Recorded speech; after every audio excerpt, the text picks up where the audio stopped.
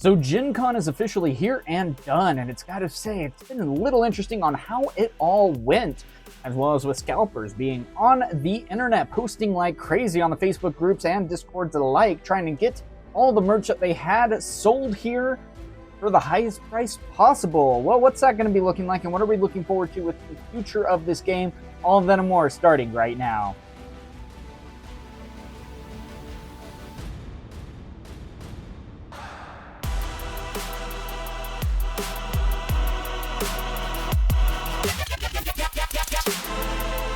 So with people being able to test out Riftbound at Gen Con, that's going to be something that is going to have some mixed reviews, unfortunately. And with people posting online on how this ended up going for them, it's no surprise at times that people kind of felt like they had kind of a lackluster experience, which is a little sad to see.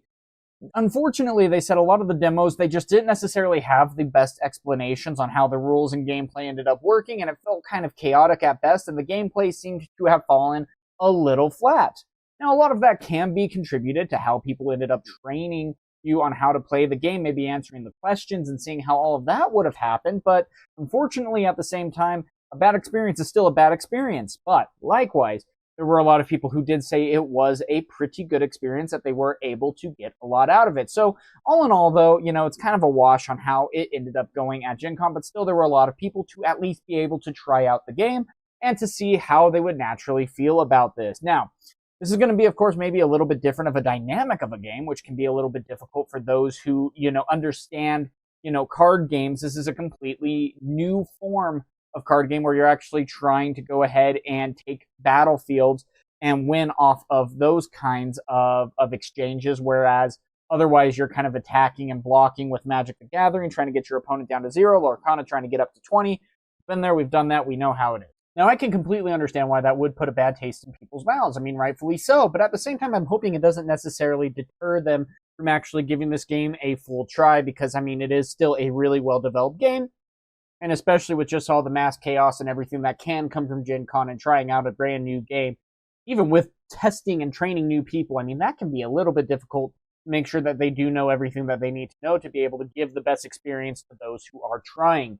So I'm still hopeful about this game, and there was a lot of really good reviews all in all with people who were actually able to test it out at Gen Con, especially from what I was able to see on Reddit, so that's good at least. Now, at the same time, there's a pretty big issue going on right now as well, and for those of you who are on the social medias, aka the Facebook and everything of that nature, there's a lot of people right now that are going out and trying to sell all of the starter decks and everything and the Ahri Promo online for the highest dollar possible. And I mean, it is post after post after post. And sure, of course, there's going to be maybe a couple of buyers out there.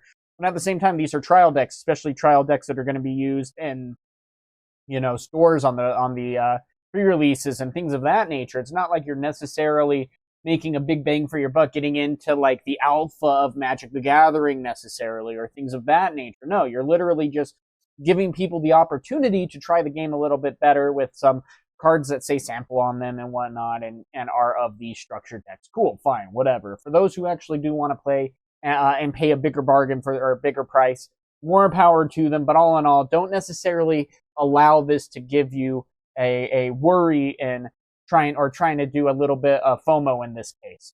You're still going to get to play this game, of course. You're still going to be able to see how this ends up going. You just have to wait a little bit longer. And even still, you're able to go ahead and go on Piltover Archive, and you're still able to build a deck and print out proxies very simply to be able to play at your local game store. There was even a tournament at a game store where people were able to come together and build a proxy deck, and they literally did a proxy tournament in the store, which was really cool to be able to see. So everyone was able to test out the game, see how it was going to go, and they had, actual decks as though the game was released already, which is really cool.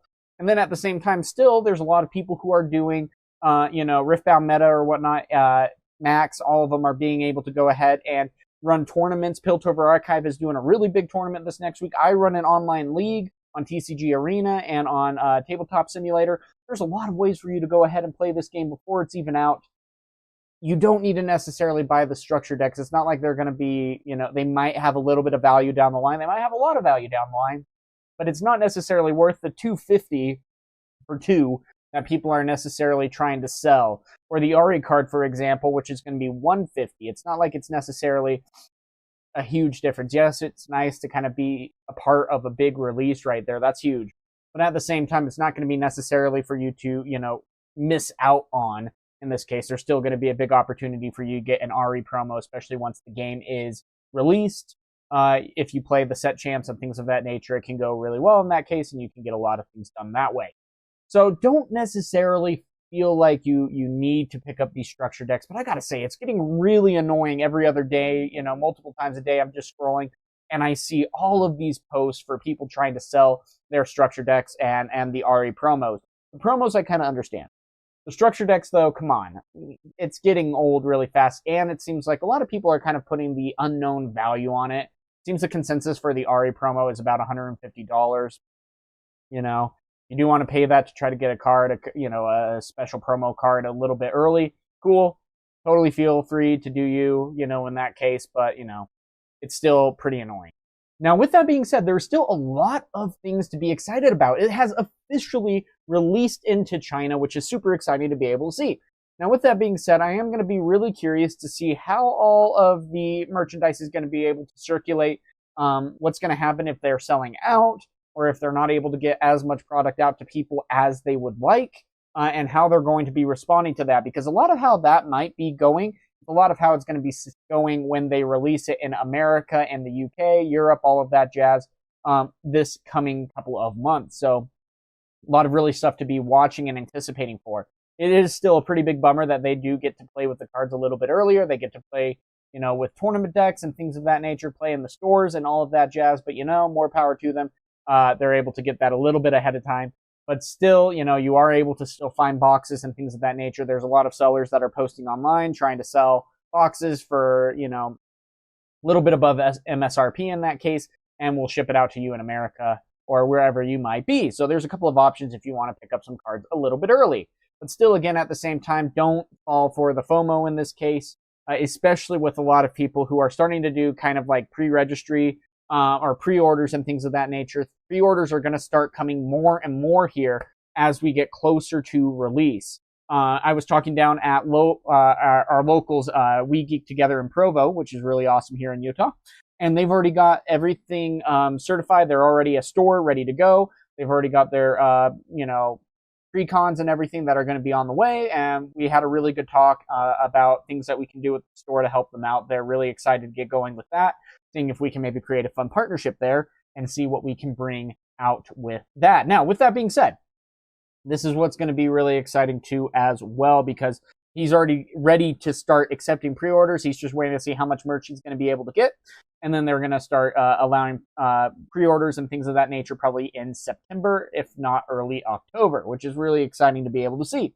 And of course, your local game store are going to be having more competitive prices than what you're going to probably see online. I mean, for example, there's already people who are trying to kind of scourge the internet to get people who are wanting to get their products. If you go ahead and go under more products on TCG Player, for example, there's going to be some things that you see $78, for this 3 listings right here, unopened, cool, kind of a joke a little bit on that. 3 people who are selling it in that case. Of course, the price is going to go down in this case. And now, with that being said as well, the Origin Booster Box, which is, kind of ridiculous as well, $300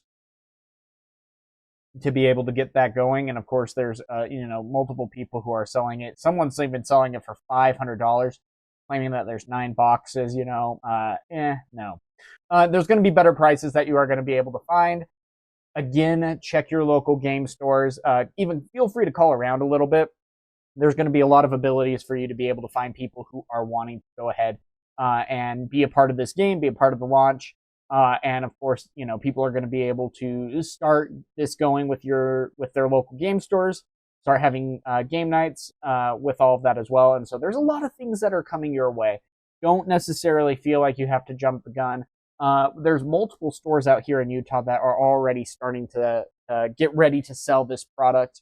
They know about Riftbound. They're excited about it. They think it's going to be a really big game, and they are ready to meet the demand that might be out there. So don't be afraid to reach out to your local game stores. Now, of course, depending on where you live, might be a different story on trying to get merch for that, but we'll see how it all ends up going. But still, gotta say, I'm pretty excited to see how all of this is going to continue to unravel. It's a really exciting time to see what's going to be coming here as we get closer and closer to the end of October when this is actually going to be released. I can't wait. I'm going to be picking up a couple of booster boxes as well. We're going to be going ahead and, of course, opening those packs here on this channel as well. So if you want to be a part of that, of course, always feel free to subscribe to the channel. We do try to make, Riftbound content on the regular. I also will be a caster on the Piltover Archive tournament that is going to be happening this next Friday. So a lot of really exciting stuff there. That is going to be a really fun tournament to be a part of. And of course, I'm going to be casting rounds 1 through 3 on that. So if you want to tune in to the Piltover Archive, there's going to be more details on their Discord. 128 players are going to be competing for their chance to be the top of the leaderboard there. Now, that's going to be super exciting. But until next time, guys, that's all for now, and have a good one.